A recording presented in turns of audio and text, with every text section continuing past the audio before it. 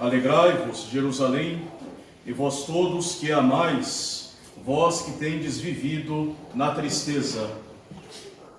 Nos diz a epístola de São Paulo de hoje, que nós somos filhos da livre e não filhos da escrava. Somos filhos da igreja que é livre, liberta pela redenção trazida por nosso Senhor Jesus Cristo. E por isso é que nós devemos nos alegrar da nossa liberdade de filhos de Deus. Em efeito, o cristão, em virtude da redenção, em virtude de nosso Senhor Jesus Cristo, já não é mais escravo do pecado, já não deve ser mais escravo dos vícios, já não é mais escravo das meras misérias deste mundo. Em Cristo, nós podemos renascer para uma nova liberdade, uma vida nova, de uma liberdade na prática do bem. A pior tristeza para o cristão deve ser a perda do maior de todos os bens, que é Deus. A pior tristeza é a perda do bem supremo, da alegria suprema que vem de Deus. E nesta terra, a vida de Deus é a graça divina. Assim, a pior perda e pior tristeza que nós podemos ter neste mundo é a perda da graça de Deus.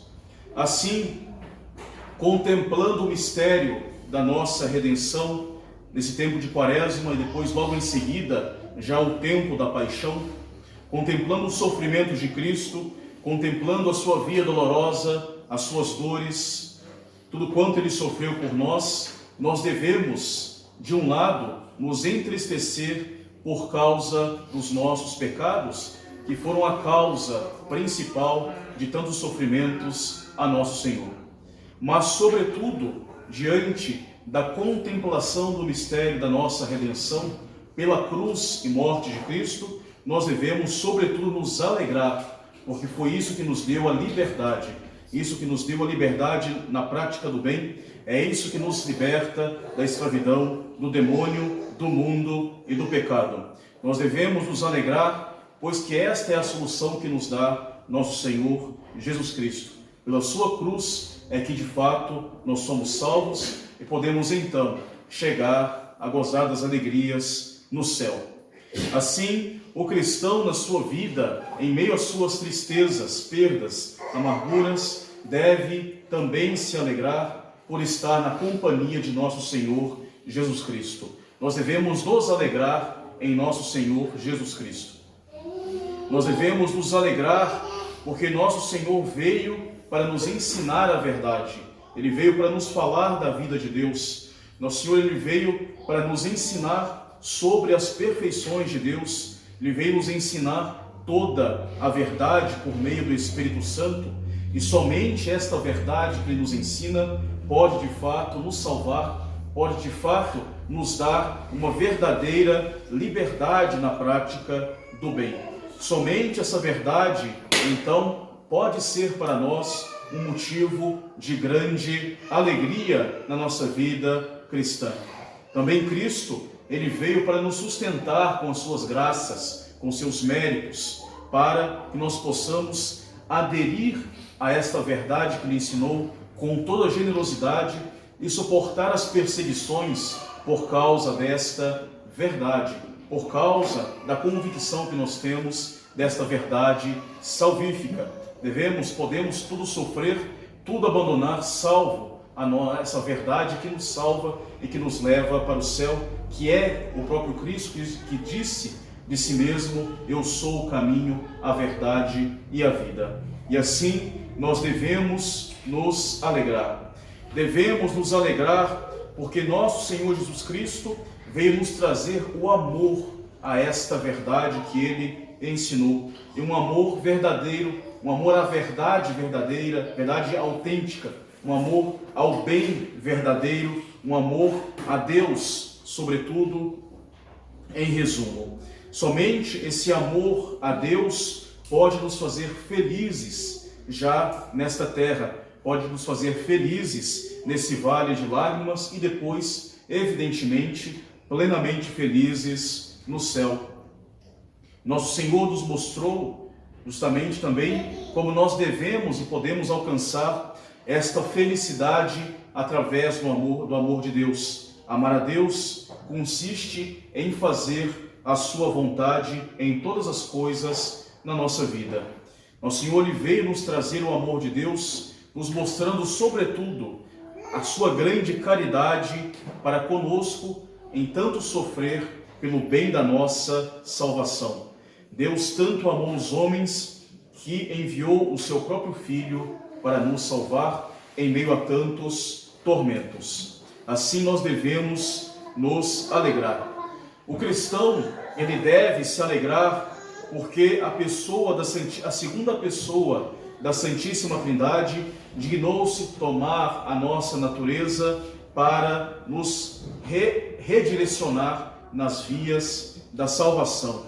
Deus, ele não nos abandonou depois do grande pecado do nosso primeiro pai, Adão. Deus não abandonou a humanidade depois de tantos pecados. Deus não nos abandona, nem mesmo a nós, quando nós caímos outra vez naqueles mesmos pecados. Por isso que Cristo se encarnou, por isso que tanto ele padeceu, para nos dar a alegria de reencontrá-lo outra vez. Alegremos justamente no Senhor, alegrai-vos, Jerusalém, porque Cristo não nos abandona mesmo depois dos nossos pecados. Nós devemos nos alegrar porque esse Verbo de Deus se tornou carne, tomou a nossa natureza para ser crucificado, para poder morrer pela nossa salvação, sofrendo mais do que a grande maioria dos homens juntos, muito mais do que todos os homens juntos, e isso para nos dar a possibilidade de voltar à alegria da sua salvação. Nós devemos nos alegrar em suma, porque nosso Senhor, ele é bom e eterna é a sua misericórdia e que atravessa as gerações das gerações. Ele é bom em todas as coisas, desde a sua encarnação até a sua ascensão, e agora no céu ele age, ele continua agindo pelo nosso bem. Agiu e age para a maior glória de Deus e age para o nosso bem. Desde o nosso berço até a nossa morte, nosso Senhor cuida de nós. Pelo mistério do seu nascimento em Belém, da sua apresentação no templo, da sua fuga no Egito, da sua vida escondida na família em Nazaré, nos seus milagres, pregações e na conclusão da sua vida pela paixão, morte e ressurreição, nosso Senhor, ele tudo isso faz para o nosso bem, para nos dar o exemplo e para nos dar a graça da salvação. Por isso, nós devemos nos alegrar, porque nosso Senhor, ele é bom para conosco. Devemos nos alegrar porque Jesus, ele é misericordioso e de uma misericórdia autêntica, uma misericórdia verdadeira. Nosso Senhor é misericordioso, ele desce até a nossa miséria para nos tirar das misérias do nosso pecado. Ele quer o nosso verdadeiro bem, que é a nossa santificação.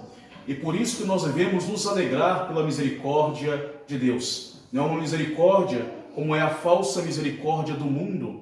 A misericórdia do mundo nos deixa cada um nos nossos erros, nos conforta nos nossos vícios, rebaixa ao nível das coisas mais baixas, como faz, por exemplo, as doutrinas comunistas e socialistas. A misericórdia de Deus não, ela vem até a nossa miséria para nos tirar da miséria, para elevar a humanidade, através da boa cultura, através da graça, através dos bons pensamentos, através das virtudes. Uma misericórdia que tem piedade da miséria humana e que a eleva para as coisas mais altas e cada vez mais altas para o céu.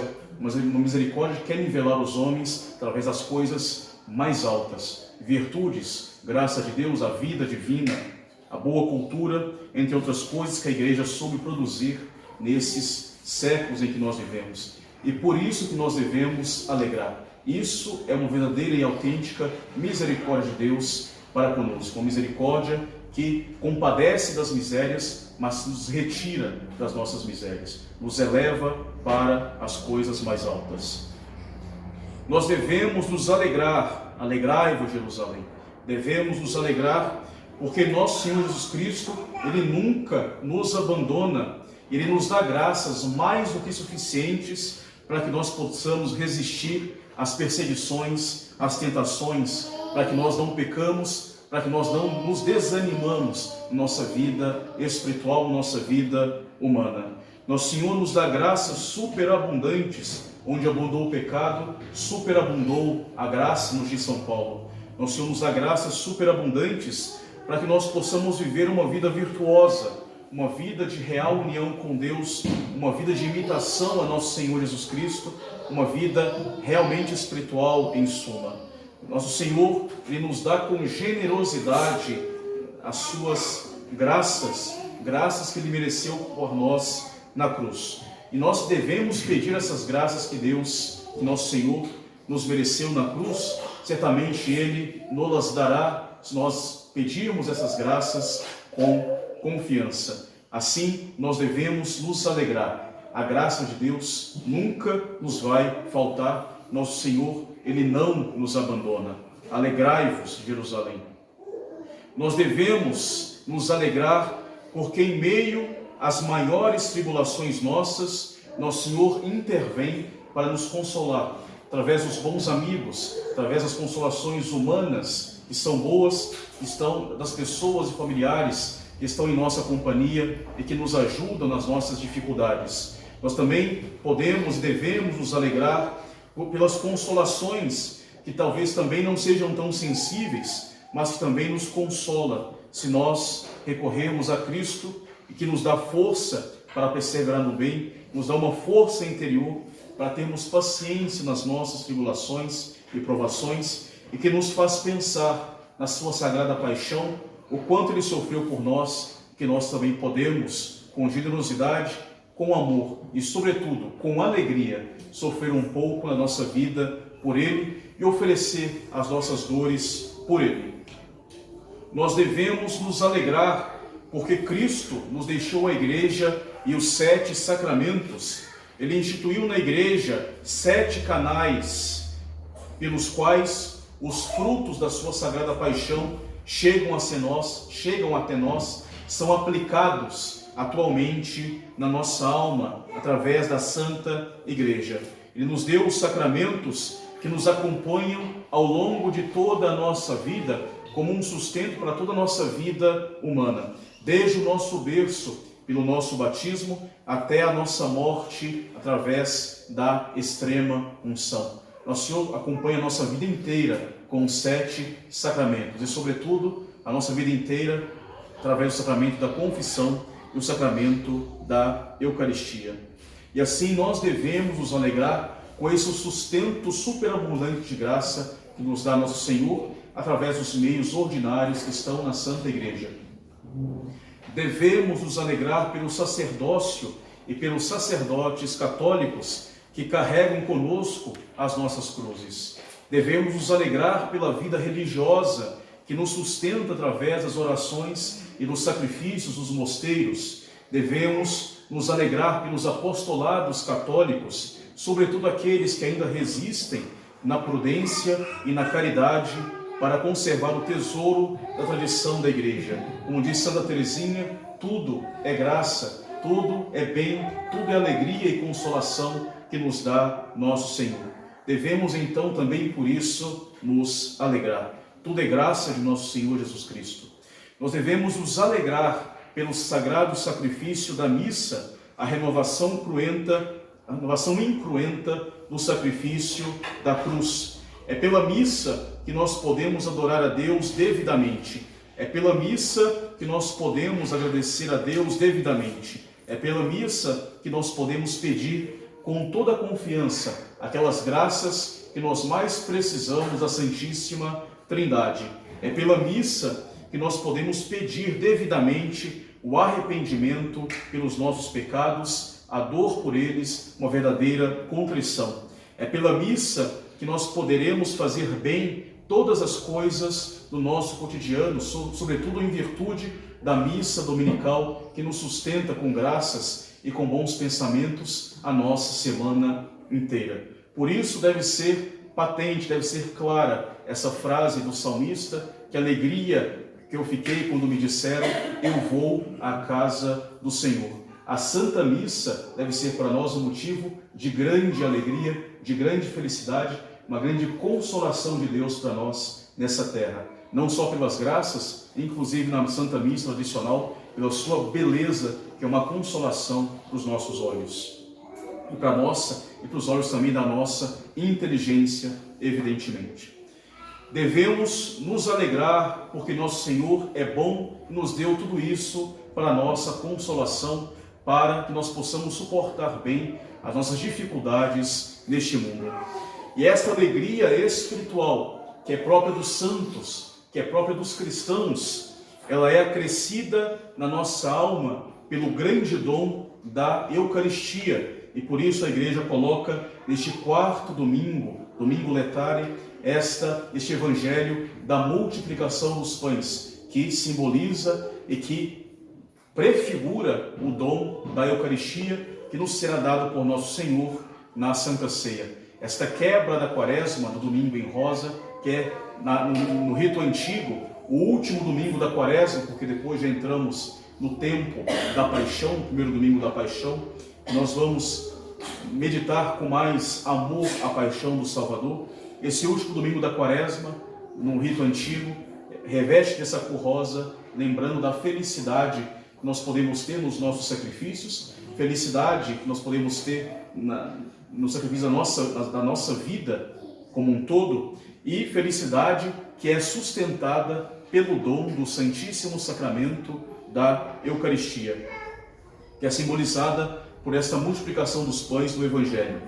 A Eucaristia, ela é um verdadeiro alimento para a nossa alma, que vem nos trazer a vida de Deus, a vida divina. É para nós uma grande fonte de graças e de consolação neste mundo. O sublime sacramento da Eucaristia, no qual, de um modo sacramental, nós podemos possuir o próprio Deus, é justamente na terra para nós fonte de alegria, porque é um espelho, é uma prefiguração da possessão eterna de Deus nas alegrias do céu. É um pequeno céu vivido na terra através da Sagrada Comunhão. A Eucaristia deve ser para o cristão que sabe bem comungar uma fonte de grande alegria. É o sacramento da nossa transformação em nosso Senhor Jesus Cristo. E nós vamos gozar das alegrias do Cristo ressuscitado. Pela comunhão, nós vivemos por Cristo e permanecemos em Cristo. E Ele permanece em nós como nosso amigo. Ele disse: quem come a minha carne, quem bebe o meu sangue, ele está em mim e eu nele.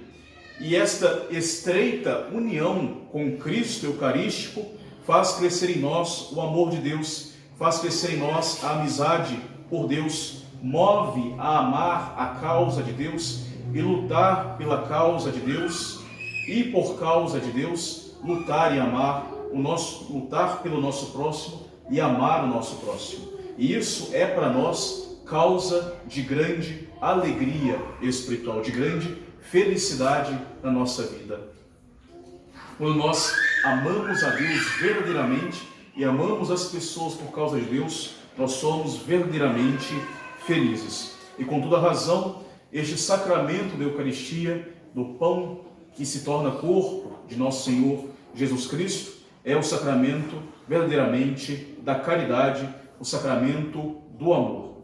A Eucaristia é para nós uma fonte de alegria, uma fonte de consolação, porque ela vem restaurar as nossas forças. É como se fosse um verdadeiro remédio para doenças espirituais. É um antídoto certo contra os nossos pecados veniais e um preservativo contra os nossos pecados mortais. A Eucaristia aumenta em nós o amor de Deus, nos fortalece para poder lutar pela nossa vida espiritual com mais amor, com mais generosidade, para que nós possamos resistir às nossas tentações, refrear as nossas paixões desordenadas e reordenar a nossa vida para uma verdadeira e autêntica alegria.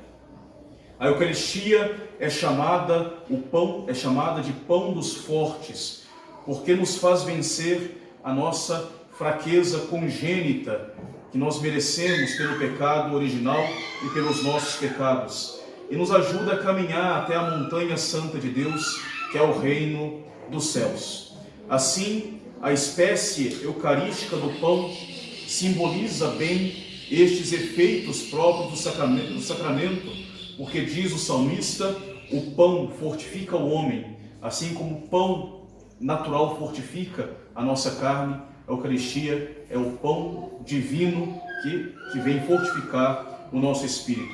E assim também a espécie de vinho que é consagrado se torna o corpo, o sangue de nosso Senhor Jesus Cristo. E assim como diz a sabedoria que o vinho alegra o coração do homem, assim o vinho consagrado, o sangue de Cristo, alegra o nosso coração no sentido mais espiritual. Devolve para nós uma verdadeira alegria. Uma alegria que nós não podemos perder mesmo no meio das tribulações.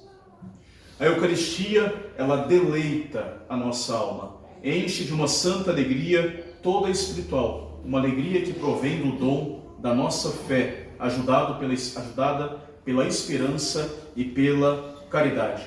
Esta alegria daquele que sabe comungar devidamente, com a devida preparação em estado de graça, com um devido amor a este Cristo eucarístico, querendo provar deste Deus eucarístico. A Eucaristia, a comunhão, se torna, então, o antegosto da felicidade eterna. É o pão que contém toda a doçura, pois que nele nós saboreamos a doçura na sua própria fonte, segundo diz e nos ensina a doutrina de Santo Tomás de Aquino. A Santíssima Eucaristia alegra toda a Igreja Católica, nos alegra enquanto corpo místico de Cristo, porque a Eucaristia manifesta para a Igreja a esperança de um dia adentrar nas bodas do Cordeiro, adentrar na ceia eterna com Cristo no céu.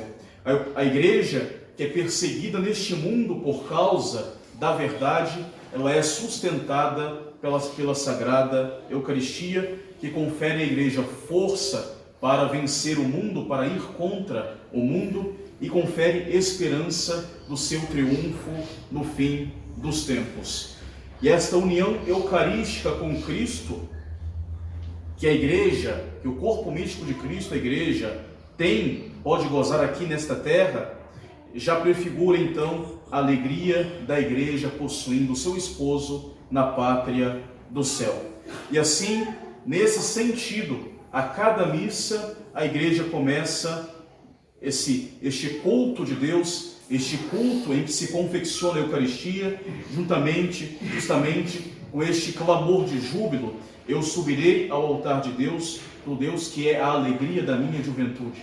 A cada vez que nós subimos ao altar, cada vez que a Igreja sobe ao altar da missa, ela sobe com alegria. Eu subirei ao altar de Deus, do Deus que é a alegria da minha juventude.